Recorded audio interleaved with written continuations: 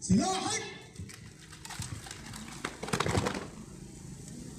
قدم سلاحك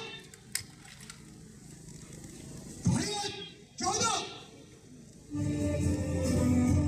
ونبارك اليوم استشهاد رفيقنا الذي انضم إلى قوات سوريا الديمقراطية منذ عام 2018.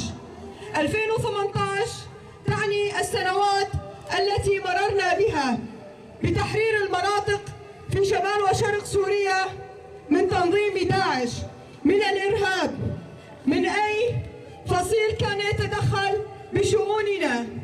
نعم، رفيقنا اليوم عاهد رفاقه أمام شعبه بأن يكون دماءه رخيصة أمام أرضه، واليوم أو في الأمس كان جريحا ولكنه لم يستسلم، تابع مسيرته وانتقل إلى رفاقه ليكون جثمانه مرافقا لهم كما عاهدهم.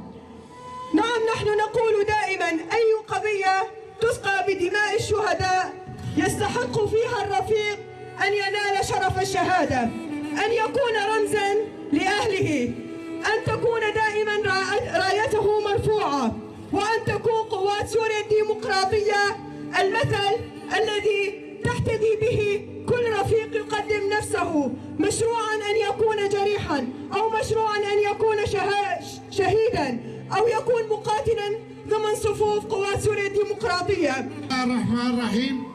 بداية ندعو بالرحمة والمغفرة لشهدائنا والصبر والسلوان لعوائلهم.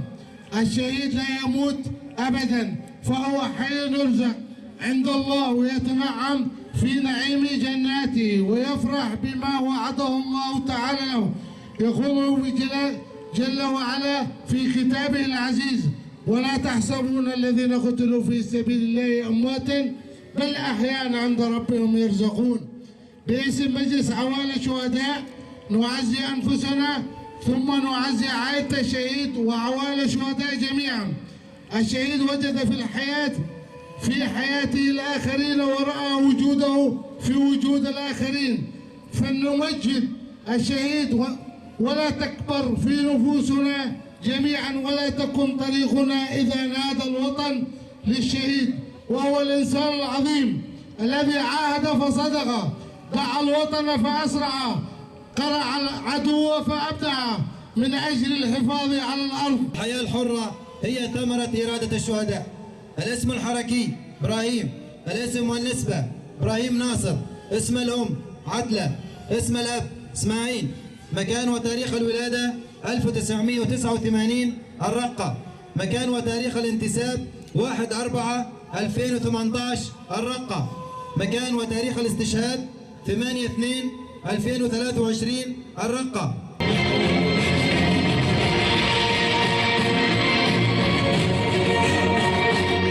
الله أكبر.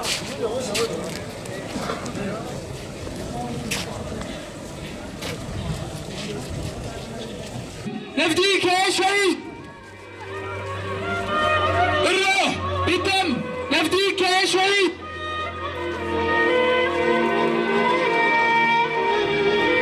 الروح بالدم، نفديك يا شهيد.